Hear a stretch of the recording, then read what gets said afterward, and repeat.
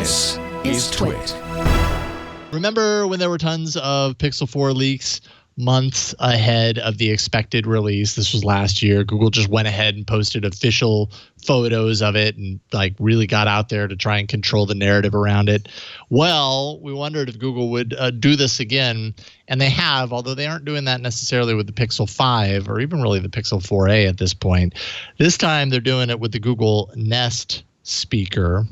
Apparently, a Japanese regulatory body, basically an FCC equivalent, posted photos of the updated, of an upcoming, unreleased, unheard of, updated Google Home speaker.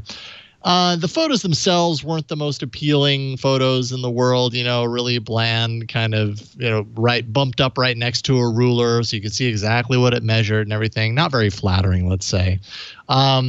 And so Google then decided, I think like a day or two later, to just go ahead and release an official photo of the device. Also a little short like video, like a splashy kind of promo video that plays really nice on social media. Definitely, yeah. So these are the FCC kind of photos of it. It's just kind of bland. I mean, it gives you an idea of what the device looks like and everything, but kind of bland. And they came out and posted something more official. So apparently this is part of Google's playbook on how they deal with leaks, sometimes anyways. But I'm curious to know what you guys think, because the original Google Home, the very first one, the kind of tall cone-shaped one, kind of teardrop-shaped with the removable base and everything, it hasn't really been updated since it launched. So this would be the first major revision of that. And it's very different. It's like fabric all around. It kind of looks like, I don't know, kind of like a cubish loaf of bread. I don't know how to explain it. Yes. The power plug on the old Google Home, it had this really nice kind of like hidden underneath plugging in mechanism. This one doesn't seem to have that. It's like a port on the back that you just plug right into. So that's a little, I mean, that feels like a step down. But some people are wondering if maybe this is like a portable Google Home. Like you can unplug it, it has battery that's charged up inside, and you can take it out to the lawn, which is what we do with our Google Home. We've got a battery accessory for it, and we love it. We use it every day. So what do you guys think? Oh. That'd be cool. The portable one would be cool. Yeah. I don't know. I've gotten pretty addicted to my Google Home with the screen though. Yeah. Oh, you have? Okay. Yeah. Your kids haven't gotten old enough to be obsessed with it. Oh, no, they are. I mean, they definitely. Fun fact, if you go to Google Home and say, hey, G, what sound does a dog make? It'll show you a picture of a dog and play dog barking, and the kids love that. But yeah, but the old, you know, I've got the old Google Home in the kids' bedroom for music and things like that. And honestly, I find myself using it way less because I just like the visual aspect of it. But having a portable speaker with Google Home in it and all that sort of stuff, like think about what you just said there, Jason, is that you guys have a external battery that you plug into and you use it all the time. That's exactly the kind of use case. They're like, all right, well, people are using it this way, so let's make a product that can do that. You know? Yeah. And it's really slick. Like, I can't remember the name of the third party. We covered it on the network years ago. I mean, pretty soon after the Google Home I remember released. that. And if you remember on the initial, for those who don't remember, on the initial, the original version of the Google Home, the whole bottom kind of like unscrews out, and the speakers are down there, but you can replace it with attachments. And so the battery is like, it's like an extension of that bottom base that has a battery in it. So when it's plugged in like it usually is, it's got the battery all charged up, and then if you want it to be a portable speaker, you just unplug it, take it with you, and the battery lasts for like 5 hours. It's awesome. I love it. Like, it's one of those features that the more we used it, the more I realized like I wouldn't enjoy the Google Home nearly as much as I do without this extra third-party feature attached to it. So I would be really bummed if they released this and it didn't have that, because this doesn't appear to have that ability to add a third-party accessory to it. So I would lose that capability. But I don't know, Flo, are you excited by these photos? Well, I mean, you saw my tweet that I made over the weekend about the fact that I'm just not on board with the whole fabric covering of these speakers.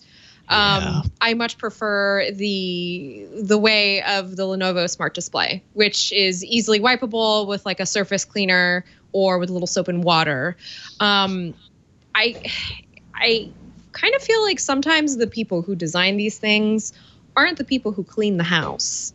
That's for sure. I'm dead serious because I'm the one that tends to pick up around the house, and I have one of these things in the baby's room, and so that's where a lot of messes are bound to happen. And I had said on Twitter that the thing that happened was the Nest Hub, the fabric base of it, sopped up some milk that was spilled onto the surface, and it's not really fixable.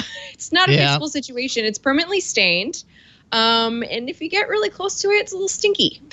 So, I'm just thinking about that because I understand what Google's trying to do with this aesthetic, kind of make this device a part of what already exists in your home, especially if you go to like any big box store. Well, you're not right now because you should be at home, not going out. But if you go online, do some online shopping, you'll see that a lot of furniture is the cloth that it's covered in. I mean, even like the couch I have here in this room is very similar to this idea of like what Google is doing with its smart speakers.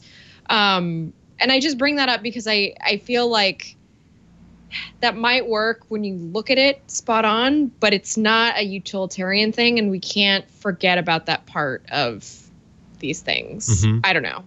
Maybe I've gone a little off topic, but it's hard for me to be excited about something with a battery when I'd be very scared to take this outside. Definitely. This is not. It's all fabric-y. It doesn't look rugged. It doesn't look rugged enough. If it had like rubber. That's a really good point. Yeah, like those JBL speakers that look like they go outside. Yeah. Or that's an aspect Google I hadn't Home. considered. But sorry, I just wanted to say even the original Google Home, but without the fabric base. Like just make it plastic or something, a little more. Yeah, rugged. Right. And that is what that battery attachment that I have on my Google Home, it is not fabric. I'm trying to remember it in my mind's eye. And yeah, it's more of like a metal attachment. So that's an aspect I hadn't even considered on this thing. You're right. Like it's fully fabric. Probably a good idea to not take that outside because it's not going to take very much to, much of an accident outside for it to get stained or whatever. I had the experience this morning of making a protein shake and forgetting to seal the top of the lid on the blender. And so I started it and went, and it totally did exactly what you're talking about. It like jumped out on the Google Home, and actually the one in the kitchen is one of the fabric ones. So like, it's like, all right, I guess that's good enough. Try to wipe it off. It's just, I'm trying to just make, again, just to put a seal on it, I'm trying to make more of a comment just about this basic aesthetic that Google's going for with its home products. Because I'm just thinking about it compared to like what Lenovo has done, and Lenovo has added some fabric to theirs, and I'm, I don't know. It's it is what it is. Yeah. that it is. It is what it is. That it is. Yeah.